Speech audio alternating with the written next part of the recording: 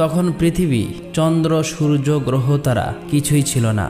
একাকী মহান আল্লাহ রব্বুল আলামিন, সমগ্র বিশ্ব জগতের প্রতিপালক মহান আল্লাহ তাআলা কলম সৃষ্টি করে কলমকে আদেশ করলেন, হে কলম তুমি লেখো। এই আদেশ পেয়ে কলম বলল, হে আমার রব আল্লাহ রব্বুল আলামিন, আমি কি লিখব? আল্লাহ রব্বুল আলামিন বলল, তুমি আরশে মুহাল্লায় কলেমা তৈয়্যিবা লেখো। এই আদেশ পেয়ে কলম 400 বছর ধরে লা ইলাহা ইল্লাল্লাহ লিখতে থাকলো।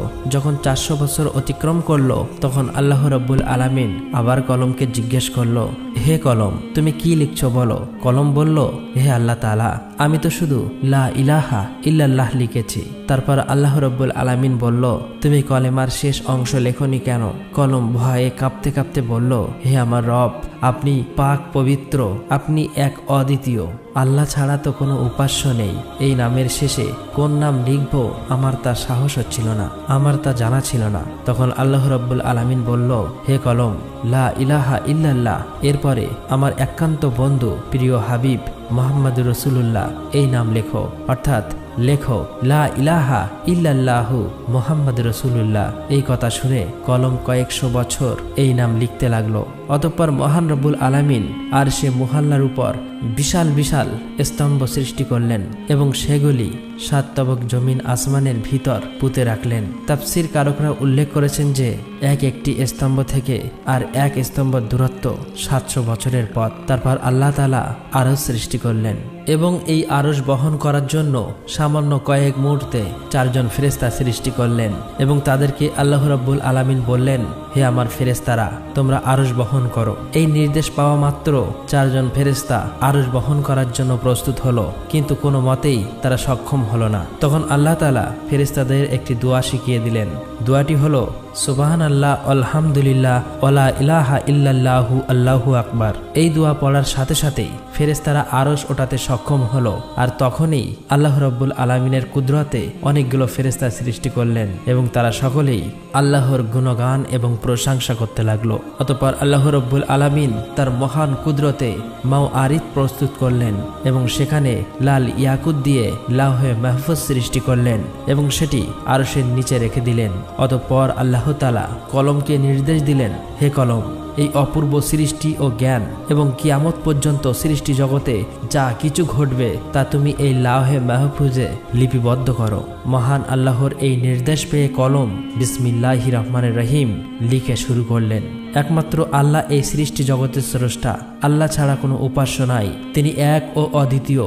তারপর আল্লাহ রাব্বুল আলামিন কলমকে আবার নির্দেশ দিলেন, হে কলম, আদি মানব থেকে 1,24,000 পয়গম্বরের সমস্ত তথ্য লাওহে মাহফুজে লিপিবদ্ধ করো।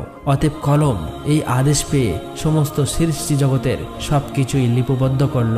অতঃপর মহান আল্লাহ তাআলা ইয়াকুতের দিকে দৃষ্টিপাত করতেই ইয়াকুত একেবারে ভয়ে বিকলিত হয়ে পানিতে পরিণত হলো এবং আল্লাহর অসীম কুদরতে হাওয়া সৃষ্টি হলো। মহান রব্বুল আলামিন তাদের উত্তর, দক্ষিণ, পূর্ব, পশ্চিম দিকে পাঠিয়ে দিয়ে বললেন, তোমরা দ্রুত বেগে প্রবাহিত হয়ে পানিতে তরঙ্গ তুলে ফেনা সৃষ্টি করো। সাথে সাথে আল্লাহর নির্দেশ পালন করলো। অতএব পানির উপরে ফেনা জমে এই ফেনা সমূহের পরস্পরের সংঘর্ষের ফলে আল্লাহর হুকুমে আগুন সৃষ্টি হলো। কিছুক্ষণের মধ্যেই ওই আগুন থেকে ধোঁয়া নির্গত হলো। অতঃপর আল্লাহ তাআলার কুরসি পানির মধ্যখানে বিরাজ করতে লাগলো। আল্লাহ রাব্বুল আলামিন এই ধোঁয়াকে 7 ভাগে বিভক্ত করলেন। এর প্রথম ভাগ দিয়ে পানি, দ্বিতীয় ভাগ দিয়ে তামা, তৃতীয় ভাগ দিয়ে লোহা, চতুর্থ ভাগ দিয়ে রূপা, পঞ্চম ভাগ দিয়ে সোনা, ষষ্ঠ ভাগ দিয়ে মাওয়ারিদ, সপ্তম ভাগ দিয়ে ইয়াকুত সৃষ্টি করলো। এরপর মহান আল্লাহ তাআলা তার নিজ কুদরতে পানি দ্বারা প্রথম আসমান, তামা দ্বারা দ্বিতীয় আসমান, লোহা দিয়ে তৃতীয় আসমান, রূপা দিয়ে চতুর্থ আসমান, স্বর্ণ দিয়ে পঞ্চম আসমান, মাওয়ারিদ দিয়ে ষষ্ঠ আসমান এবং ইয়াকুত দিয়ে সপ্তম আসমান সৃষ্টি করলেন। এই এক আসমান থেকে আরেকটি আসমানের দূরত্ব প্রায় 500 বছরের পথ। তারপর আল্লাহ তাআলার কুদরতে পানি থেকে সোনায় রূপান্তরিত হওয়া বস্তু একটি লাল বর্ণ আকারের মাটির রূপ ধারণ করল। তখন আল্লাহ রাব্বুল আলামিন 4 ফেরেশতা হযরত জিবরাইল আলাইহিস সালাম, হযরত মিকাইল আলাইহিস সালাম, হযরত ইসরাফিল আলাইহিস সালাম, হযরত আজরাইল আলাইহিস সালাম ফেরেশতাকে 4 দিক থেকে টানতে বললেন। আল্লাহর নির্দেশ পেয়ে তারা সেই আদেশ পালন করল এবং সাথে সাথেই সুবিস্তৃত জমিনের রূপ ধারণ করল।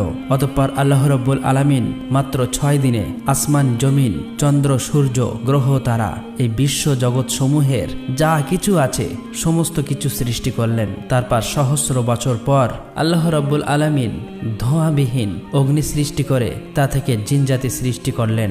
জিনজাতির মধ্য থেকে একজন নবী পাঠান, তার নাম ইউসুফ। আল্লাহ তাআলা সেই নবীকে শরিয়াতের বিধি বিধান শিক্ষা দেন এবং তাদের দুনিয়ায় প্রেরণ করেন। এভাবেই চলছিল জিনদের জীবন। কিন্তু বহু বছর পর আল্লাহর বিধিবিধান ভুলে সমস্ত জিনের দল পথভ্রষ্ট হয়ে পাপাচারে লিপ্ত হলো। তখন ইউসুফ নামের ওই জিন সকলের উদ্দেশ্যে বলল, হে সকল জিনের দল, তোমরা আল্লাহকে ভয় করো, পাপাচার থেকে ফিরে এসো। তোমরা কি ভুলে গেছো আল্লাহ এক, অদ্বিতীয়, আল্লাহ ছাড়া কোনো উপাস্য নেই? অতএব তোমরা তওবা করে সৎ পথে ফিরে এসো এবং আল্লাহর বিধিবিধান মেনে চলো। কিন্তু এই সকল জিনের দল তার কথা শুনল না, সকলেই মিলে তাকে হত্যা করলো। এদিকে সকল ফেরেশতারা বলতে লাগলো, হে আল্লাহ, জিনদের দল দুনিয়াতে পাপাচারে লিপ্ত হয়ে ফাসাদ সৃষ্টি করছে এবং হত্যা করছে। আল্লাহ রাব্বুল আলামিন অসীম দয়ালু, আল্লাহর দয়া সীমাহীন। ফেরেশতাদের এই কথা শোনার পর তিনি জিনদের পাপের শাস্তি প্রদান না করে পুনরায় একজন পয়গম্বর পাঠালেন। কিন্তু তিনি সফল হতে পারলেন না। মাত্র কিছু সংখ্যক জিন তার হেদায়েত মেনে সৎ পথে প্রত্যাবর্তন করল, আর সকলেই পথভ্রষ্ট হয়ে গেল। এভাবে প্রায় 36,000 বছর সময়ের মধ্যে জিনরা বহু সংখ্যক পয়গম্বরকে হত্যা করে ফেলল। অতঃপর আল্লাহ রাব্বুল আলামিন ফেরেশতাদের বলল, তোমরা যাও, যারা পাপাচারে লিপ্ত তাদেরকে শাস্তি প্রদান করো। আল্লাহ রাব্বুল আলামিনের এই নির্দেশ পেয়ে ফেরেশতারা কোটি কোটি জিনদের শাস্তি প্রদান করল। কেবলমাত্র যে সকল ঈমানদার জিন পাপী জিনদের ভয়ে বনে, জঙ্গলে, পাহাড়, পর্বতে, গুহায় বসে আল্লাহর ইবাদতে মগ্ন ছিল, তারাই ফেরেশতাদের হাত থেকে রক্ষা পেল। ওই সময় ফেরেশতারা লক্ষ্য করে দেখল একটি কমবয়স্ক সুন্দর বালক জিন একাকী দাঁড়িয়ে আছে। তার নাম ইবলিশ। তাকে দেখে ফেরেশতাদের অন্তরে দয়া মায়া উদয় হলো। তখন ফেরেশতারা বলল, হে আমার রব, হে মাবুদ, এই বালক জিনটি অসহায়, তার প্রতি আমাদের অনেক মায়া লাগছে।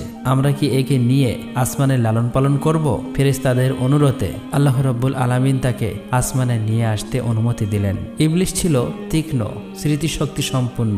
সে একবার যা শুনতো চিরদিনের জন্য তা মনে রাখত। এদিকে যে সকল জিন বেঁচে গিয়েছিল তাদের বংশবৃদ্ধি পেয়ে আবার জিনদের দ্বারা এই জগৎ পরিপূর্ণ হয়ে উঠল। এদিকে ফেরেশতারা ইবলিশকে প্রথম আসমানে নিয়ে আসলো। সেখানে এসে ফেরেশতারা আল্লাহর ইবাদত বান্দাগির সমস্ত নিয়ম কানুন শিখিয়ে দিলেন। ইবলিশ খুবই অল্প সময়ে এই শিক্ষা লাভ করে দীর্ঘ 1000 বছর প্রথম আসমানে আল্লাহর ইবাদত করল। ইবলিশের আল্লাহর প্রতি ইবাদতের একাগ্রতা ও নিষ্ঠা দেখে অবাক হয়ে ফেরেশতারা বলতে লাগলো, আমরা কেবলমাত্র আল্লাহর ইবাদতের জন্যই সৃষ্টি হয়েছি। একমাত্র ইবাদতেই আমাদের শিক্ষা, ধ্যান, দীক্ষা সবকিছুই। কিন্তু কি আশ্চর্য ব্যাপার, ইবলিশ আমাদের কাছে ইবাদতের নিয়ম কানুন শিখে সে যে ইবাদত করছে তার তুলনায় আমরা কিছুই না। আমাদের ফেরেশতাদের মধ্যে তো এমন ইবাদত কাউকে করতে দেখেনি। মনে হচ্ছে ইবলিশের কাছে আমাদের অনেক কিছু শেখার আছে। তার ইবাদতে ফেরেশতারা এত মুগ্ধ হলো যে তাকে অতি যত্ন সহকারে প্রথম আসমান থেকে 1000 বছর পর দ্বিতীয় আসমানে নিয়ে গেল। দ্বিতীয় আসমানে এসে তার চেয়েও বেশি পরিমাণে ইবাদতে মশগুল হলো। আসমানের ফেরেশতারা এটা দেখে চারিদিক থেকে ধন্য ধন্য বলতে লাগলো। বহু ফেরেশতারা তার প্রশংসা করতে লাগলো এবং ইবলিশের নাম রাখলো আবেদ। তারপর ইবলিশ 1000 বছর ইবাদত করার পর ফেরেশতারা দ্বিতীয় আসমান থেকে তৃতীয় আসমানে নিয়ে গেল। সেখানে এসে আরো বেশি পরিমাণে পরম একাগ্রতা মনোযোগের সাথে আল্লাহর ইবাদতে মগ্ন হলো। এটা দেখে সেখানকার ফেরেশতারা তার ইবাদতে মুগ্ধ হয়ে ইবলিশের নাম রাখলো অলি। এভাবেই প্রত্যেক আসমানে ইবলিশ 1000 বছর ইবাদত করলো। অবশেষে সপ্তম আসমানে উপনীত হয়ে পরম সুখে শান্তিতে বসবাস শুরু করলো। ইবলিশ সর্ববিষয়ে অনেক জ্ঞান এবং অভিজ্ঞতা অর্জন করলো। তখন ফেরেশতারা আল্লাহর কাছে দোয়া করে বলল, হে আমার রব, হে আল্লাহ, তুমি তোমার প্রিয় ইবলিশকে যদি আরশে মুহাল্লায় উঠিয়ে আনো তবে আমরা তার কাছ থেকে অনেক মূল্যবান উপদেশ শুনে অনেক কিছু শিখতে পারতাম, কেননা সে আমাদের অপেক্ষা অনেক বেশি জ্ঞান অর্জন করেছে। মহান আল্লাহ তাআলা ফেরেশতাদের এই আবেদন মঞ্জুর করলেন এবং ইবলিশকে আরশে মুহাল্লার কাছে নিয়ে আসলেন। সেখানে এসে ইবলিশ ইয়াকুত নির্মিত একটি সুউচ্চ মেম্বারে ইবাদতে মশগুল হলেন এবং ওয়াজ নসিহত করতে লাগলো। তখন এইসব দেখে ফেরেশতারা তাকে মালাইকা অর্থাৎ ফেরেশতাদের শিক্ষক হিসেবে মেনে নিল। এদিকে পৃথিবীর যে সকল জিনের দল অবশিষ্ট ছিল তারা আবারও ভীষণ পাপাচারী হয়ে উঠল। তখন আল্লাহ রাব্বুল আলামিন ইবলিশকে বললেন, হে ইবলিশ, তোমার ইবাদত বান্দেগী এবং আনুগত্য দেখে অত্যন্ত সন্তুষ্ট হয়েছি। এবার তুমি দুনিয়াতে গিয়ে তোমার স্বজাতীয় জিনদেরকে সৎপথ প্রদর্শন করো। আল্লাহ রাব্বুল আলামিনের এই নির্দেশ পেয়ে ইবলিশ বলল, হে মাবুদ, হে আল্লাহ, আপনার নির্দেশ আমি অবশ্যই পালন করব, কিন্তু আল্লাহ আমাকে এমন একটি ক্ষমতা দিন আমি যেন সারাদিন দুনিয়াতে জিনদের শিক্ষাদান করার পর আবার যেন সন্ধ্যায় এখানে ফিরে আসতে পারি এবং আপনার ইবাদতে মশগুল থাকতে পারি। আল্লাহ রাব্বুল আলামিন ইবলিশের এই আবেদন কবুল করলেন। অতঃপর ইবলিশ অত্যন্ত আনন্দিত চিত্তে দুনিয়াতে নেমে আসলো এবং জিনদেরকে বলতে লাগলো, হে জিনের দল, তোমরা কি ভুলে গেছো সেই আযাবের কথা? এখনো সময় আছে, আল্লাহর পথে ফিরে এসো। আল্লাহ ছাড়া কোনো উপাস্য নেই, পাপ কাজ ছেড়ে দিয়ে সৎ পথে ফিরে এসো। এইভাবে বহুদিন পর্যন্ত তাদেরকে হেদায়েত করতে লাগলেন, কিন্তু একাধারে বহুদিন পর্যন্ত সে অপ্রাণ চেষ্টা করেও পরিশ্রম করা সত্ত্বেও সামান্য কিছু সংখ্যক জিন ছাড়া প্রায় সকলেই ইবলিশের বিরুদ্ধাচরণ করতে লাগলো এবং ভীষণ পাপাচারে লিপ্ত হয়ে গেল। তখন ইবলিশ আল্লাহর দরবারে দোয়া করলেন, হে মাবুদ, হে আল্লাহ, আপনি আমাকে ক্ষমতা দিন যাতে এই অবাধ্য জিনদেরকে আমি সমূলে ধ্বংস করতে পারি। আল্লাহ রাব্বুল আলামিন ইবলিশের এই দোয়া কবুল করলেন এবং জিনদেরকে ধ্বংস করার জন্য অগণিত ফেরেশতা দুনিয়ায় প্রেরণ করলেন। ফেরেশতাদের সাথে ইবলিশও ছিল। অতএব ফেরেশতা ও ইবলিশের আগমনের পর দুনিয়ায় সমস্ত পাপাচারী জিন একে একে প্রাণ হারালো। দুনিয়ার কার্য শেষ করে পুনরায় ইবলিশ একাগ্রচিত্তে আল্লাহর ইবাদতে মশগুল হলো। আল্লাহ তাআলার দরবারে ইবলিশের কত যে সিজদা ছিল তা কারো পক্ষে হিসাব করা সম্ভব নয়। আসমান, জমিন ও আরশে মহল্লার নিকটে এমন কোনো জায়গা ছিল না যেখানে ইবলিশ অসংখ্য সিজদা দেয়নি। অতঃপর ইবলিশ আল্লাহ রাব্বুল আলামিনের কাছে দোয়া করলেন, হে আমার রব, হে আল্লাহ, তোমার অসীম অনুগ্রহে আমি অতি সামান্য স্তর থেকে সসম্মানে অতি উচ্চ স্তরে পৌঁছেছি। তোমার অসীম অনুগ্রহে আমি তোমার নৈকট্য লাভ করতে পেরেছি। এখন আমার মনের একান্ত বাসনা হলো তোমার পবিত্র লাওহে মাহফুজ যদি একবার দর্শন করাতেন, আল্লাহ গো, জীবন ধন্য সার্থক হয়ে যেত। তুমি দয়া করে অনুগ্রহ করে আমার এই আকাঙ্ক্ষা পূর্ণ করো। মিকাইল ফেরেশতা এই নির্দেশ পাওয়ার সাথে সাথে ইবলিশকে নিয়ে লাওহে মাহফুজের নিকট নিয়ে গেল। ইবলিশ আল্লাহর অপূর্ব সৃষ্টি লাওহে মাহফুজের দিকে এক দৃষ্টিতে চেয়ে দোয়া পাঠ করতে লাগলো। হঠাৎ এক স্থানে চোখ পড়ল আর সেখানে লেখা আছে, আল্লাহর এক বান্দা 6 লক্ষ বছর পর্যন্ত আল্লাহর ইবাদত করবে, কিন্তু মহান আল্লাহর একটি আদেশ অমান্য করায় সে জান্নাত থেকে বিতাড়িত হবে, আর ওই বান্দা আসমান ও জমিনের মালায়ন বা অভিশপ্ত নামে পরিচিত হবে। এটা দেখার পর ইবলিশ কেঁদে ফেলল এবং সেজদায় লুটিয়ে পড়ল। তাফসীরকারকদের মতে ইবলিশ এই সেজদা 6000 বছর অতিবাহিত করেছিল। 6000 বছর পর ইবলিশ মাথা তুলে দেখতে পেল তার সিজদার জায়গায় লিখিত রয়েছে, লাআনাতুল্লাহি আলা ইবলিশ, ইবলিশের উপরে আল্লাহর অভিশাপ বর্ষিত হোক। এটা দেখে ইবলিশ আল্লাহর কাছে দোয়া করল, হে আমার রব, এই ইবলিশকে আমি তাকে যথাযথ শিক্ষা দান করি। তার জবাবে মহান আল্লাহ তাআলা বললেন, অচিরেই তুমি তাকে দেখতে পাবে। এই কথা শুনে ইবলিশ সেখানে দাঁড়িয়ে 1000 বছর পর্যন্ত পাঠ করল, লাআনাতুল্লাহি আলা ইবলিশ, অর্থাৎ ইবলিশের উপর আল্লাহর লানত বর্ষিত হোক। এখানে উল্লেখ করা প্রয়োজন তখন ইবলিশ এই নামে পরিচিত হয়নি। এরপর আল্লাহ রাব্বুল আলামিন ইবলিশকে বললেন, হে ইবলিশ, বলতো যে বান্দা আমার অশেষ অনুগ্রহ লাভ করার পরেও আমার হুকুম অমান্য করবে তার কেমন শাস্তি হওয়া উচিত? জবাবে ইবলিশ বলল, হে আমার রব, মহান আল্লাহ রাব্বুল আলামিন এমন অকৃতজ্ঞ ব্যক্তির কঠিন শাস্তি এবং অভিশাপ বর্ষিত হওয়া উচিত। তখন আল্লাহ রাব্বুল আলামিন বললেন, তোমার এই কথাটা এক টুকরো তক্তিতে লিখে তোমার কাছেই রেখে দাও, পরে তা কাজে আসতে পারে। অতঃপর এই ঘটনার বেশ কিছুদিন পর হঠাৎ একদিন ইবলিশ মনে মনে ভাবতে লাগলো, এখন ফেরেশতাদের জগতে, জিনের জগতে এমন কোনো ফেরেশতা ও জিন নেই যে আমার চেয়ে বেশি শিক্ষা লাভ করেছে। এখন ফেরেশতাদের থেকে আমার প্রভাব অতুলনীয়। আমার প্রভাব, প্রতিপত্তি ও ক্ষমতার সাথে মোকাবিলা করার মতো আর কেউ নেই। আমার মনে হয় মহান আল্লাহ রাব্বুল আলামিন সৃষ্টি জগতের পরিচালনার ঘটনার দায়িত্ব একমাত্র আমাকেই দিতে পারে। এই ঘটনার বেশ কিছুদিন পরেই আল্লাহ তাআলার একদল ফেরেশতা লাওহে মাহফুজে একটি লেখা দেখতে পায়, খুব শীঘ্রই একজনের উপর আল্লাহর নালত বর্ষিত হবে। এই লেখা দেখে সমস্ত ফেরেশতাদের দল ভয়ে থরথর করে কাঁপতে লাগলো। তারা বলতে লাগলো, না জানি কে ওই হতভাগা যার উপরে এই দুর্ভাগ্য নেমে আসবে। সকল ফেরেশতারা দুশ্চিন্তায় পেরেশানি হয়ে কাঁদতে কাঁদতে তাদের ওস্তাদ ইবলিশের নিকট হাজির হলো। ইবলিশ তাদেরকে দেখে বলল, কি ব্যাপার, তোমরা সবাই এমন করে কান্না করছো কেন? তখন ফেরেশতারা বলল, ওস্তাদ, লাওহে মাহফুজের ওখানে লেখা আছে একজনের উপর আল্লাহর নালত বর্ষিত হবে। আমরা এই চিন্তায় এবং ভয়ে কান্না করছি। ওস্তাদ, আপনি আমাদের জন্য দোয়া করুন যাতে আমরা আল্লাহর নালত থেকে রক্ষা পেতে পারি। ইবলিশ ফেরেশতাদের এই সমস্ত কথা শোনার পর মুচকি হেসে আল্লাহ তাআলার দরবারে দোয়া করল, হে আমার রব, হে দয়াময় আল্লাহ তাআলা, তুমি এই ফেরেশতাদের কারোর উপর লানত দিও না। আল্লাহ রাব্বুল আলামিন সাথে সাথে ইবলিশের এই দোয়া কবুল করলেন।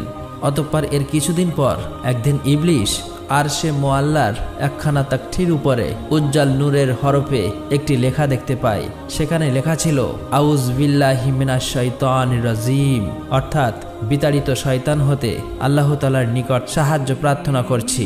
এই লেখা দেখার পর ইবলিশ অত্যন্ত বিস্মিত হয়ে আল্লাহর নিকটে জিজ্ঞাসা করল, হে আমার রব, কে সেই পাপিষ্ঠ শয়তান যাহা থেকে রক্ষা পাবার জন্য তোমার কাছে প্রার্থনা করার কথা লেখা আছে? আল্লাহ রাব্বুল আলামিন বললেন, অতি শীঘ্রই তুমি তাকে চিনতে পারবে।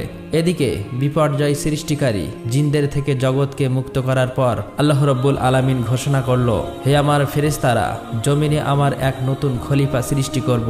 এই ঘোষণা শোনার পর সমস্ত ফেরেশতার দল আল্লাহ তাআলার কাছে বললেন, হে আমার রব, হে দয়াময় আল্লাহ, আপনি কি এমন প্রতিনিধি সৃষ্টি করতে চান যে জমিনে ফাসাদ রহাজানি সৃষ্টি করবে?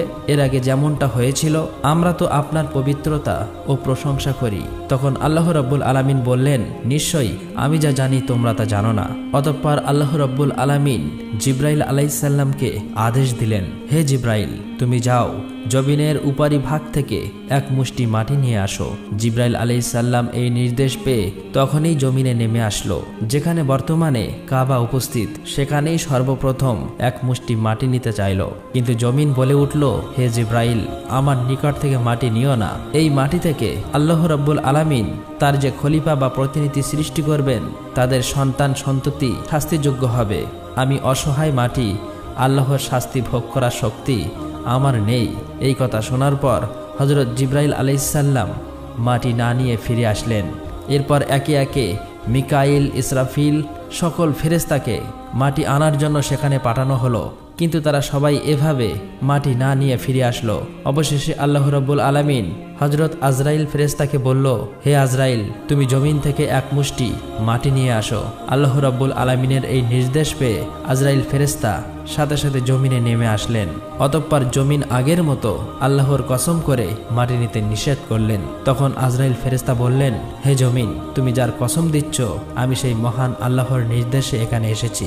আমি সেই মহান আল্লাহ তাআলার আদেশ অমান্য করতে পারবো না। অতএব এক মুষ্টি মাটি নিয়েই যাব। এই কথা বলার পর আজরাইল ফেরেশতা এক মুষ্টি মাটি নিয়ে ঊর্ধ্ব জগতে চলে গেলেন। আল্লাহর দরবারে এসে বললেন, হে আল্লাহ, আপনি মহান জ্ঞানী, এই জগৎ সমূহের প্রতিপালক, আপনার আদেশ আমি পালন করেছি। তখন আল্লাহ রাব্বুল আলামিন বললেন, হে আজরাইল, এই মাটি হতে জমিনে এক খলিফা সৃষ্টি করব এবং তার জান কবজ করার দায়িত্ব তোমাকেই দেব। তখন আজরাইল ফেরেশতা বললেন, হে আমার রব, হে মহান আল্লাহ তাআলা, আপনি যদি এই দায়িত্ব আমাকে দেন, তাহলে আপনার বান্দারা আমাকে দুশমন ভাববে। তখন আল্লাহ রাব্বুল আলামিন বললেন, হে আজরাইল, প্রত্যেক বান্দা তার মৃত্যুবরণ করার আগে একটি ওসিলা তৈরি হবে, ফলে কেউ তোমাকে দুশমন ভাববে না। অতঃপর আল্লাহ রাব্বুল আলামিনের নির্দেশে ফেরেশতারা ওই এক মুষ্টি মাটিকে তায়েফ ও মক্কা শরীফের মাঝখানে রেখে দেন। তখন আল্লাহর রহমতের বৃষ্টি তার উপর বর্ষিত হয়। এভাবে 2 বছর সেই মাটি বৃষ্টিতে ভিজে কাদায় পরিণত হলো। 6ষ্ঠ বছরের শুকনো মাটিতে রূপান্তরিত হলো এবং 8ম বছরে হযরত আদম আলাইহিস সালামের আকৃতি সৃষ্টি হলো। অতঃপর একদিন ইবলিশ 70,000 ফেরেশতার সাথে নিয়ে হযরত আদম আলাইহিস সালামের নিকটে এসে দেখে তার দেহপিঞ্জর মাটিতে পড়ে রয়েছে। এ সময় ইবলিশ তার প্রতি অসম্মানের দৃষ্টিতে দেখে। তারপর অন্য একদিন ফেরেশতারা ইবলিশকে বললেন, আল্লাহ রাব্বুল আলামিন এই মাটি হতে প্রতিনিধি সৃষ্টি করবে। তখন ইবলিশ বলল, একথা সত্য, তবে আল্লাহ তাআলা যদি আমার অধীনে করে দেয় তাহলে আমি তাকে ধ্বংস করে ফেলব, আর আমাকে তার অধীনস্থ করে দিলে আমি তার অধীনতা স্বীকার করব না। এই ঘটনার 40 দিন পর হযরত আদম আলাইহিসসালামের রূহ সৃষ্টি করা হয়। অতঃপর আল্লাহ রাব্বুল আলামিন সকল ফেরেশতাকে বলল, হে ফেরেশতারা, তোমরা সকলেই আদমকে সেজদা করো। সকল ফেরেশতারা হযরত আদম আলাইহিসসালামকে সেজদা করল, কিন্তু ইবলিশ সেজদা করল না। তখন আল্লাহ রাব্বুল আলামিন বললেন, হে ইবলিশ, যাকে আপন হাতে সৃষ্টি করা হয়েছে তাকে সেজদা করতে কিসে তোমাকে বাধা দিল? এটা তো তুমি অহংকার করলে। তখন ইবলিশ বলল, আমি তার চেয়েও শ্রেষ্ঠ। হে আল্লাহ, আপনি আমাকে আগুন দিয়ে সৃষ্টি করেছেন আর তাকে মাটি দিয়ে সৃষ্টি করেছেন। তখন আল্লাহ রাব্বুল আলামিন বললেন, হে ইবলিশ, এখান থেকে বেরিয়ে যাও, কারণ এখন তুই অভিশপ্ত হয়েছিস, তোর উপর কিয়ামত পর্যন্ত লানত থাকলো। তখন ইবলিশ শয়তান বলল, হে আল্লাহ, এই আদমের জন্যই আমি আপনার দরবার থেকে বিতাড়িত অভিশপ্ত হয়েছি, এটা আমার দুর্ভাগ্য। তখন আল্লাহ রাব্বুল আলামিন বললেন, হে ইবলিশ, সেই লেখা তক্তির দিকে চেয়ে দেখো কি লেখা আছে। ইবলিশ সেদিকে দৃষ্টি করতেই দেখলো সেখানে লেখা আছে, আল্লাহর এক বান্দা আল্লাহর নির্দেশ অমান্য করবে আর তার শাস্তি হচ্ছে আল্লাহর লানত, অর্থাৎ আল্লাহর রহমত থেকে বঞ্চিত হয়ে যাবে। এই লেখা পাঠ করার পর ইবলিশ অত্যন্ত নিরাশ ও লজ্জিত হয়ে বললেন, হে আমার রব, আমাকে অবকাশ দিন সেই কিয়ামত দিবস পর্যন্ত। আমার দ্বিতীয় আবেদন হলো, আমাকে আদম সন্তানের মস্তিষ্কের ভিতরে প্রবেশের সুযোগ দিন আর আমাকে তাদের দৃষ্টির অন্তরালে রাখুন, যেন আমি তাদেরকে সবসময় ধোঁকা দিতে পারি। আপনার ইজ্জতের কসম, আমি তাদের সবাইকে পথভ্রষ্ট করব। তখন আল্লাহ রাব্বুল আলামিন বললেন, তোকে এবং তোর অনুসারীদের দিয়ে জাহান্নাম ভর্তি করব, তবে তাদেরকে নয় যারা ঈমানদার আল্লাহওয়ালা, যারা আল্লাহর পথে থাকবে। অতঃপর আল্লাহ রাব্বুল আলামিন ফেরেশতাদেরকে হুকুম করলেন, তোমরা হযরত আদম আলাইহিসসালামকে জান্নাতুল ফেরদাউসে নিয়ে যাও। ফেরেশতারা এই হুকুম পাওয়ার সাথে সাথেই হযরত আদম আলাইহিসসালামকে জান্নাতুল ফেরদাউসে আনলেন এবং আল্লাহ তাআলা সকল নিয়ামত দান করলেন। প্রিয় দর্শক, আপনারা যদি চান এর পরের পাঠ, তাহলে অবশ্যই আপনাদের মন্তব্য লিখে জানাতে ভুলবেন না। আর আমরা সকলেই যেন শয়তানের ধোঁকা থেকে বেঁচে থাকি, অর্থাৎ আমরা সকলেই যেন অসৎ এবং খারাপ পথ বর্জন করে আল্লাহর দেখানো পথেই চলতে পারি। আল্লাহ রাব্বুল আলামিন আমাদের সকলকে এই তৌফিক দান করুক, আমিন। আসসালামু আলাইকুম।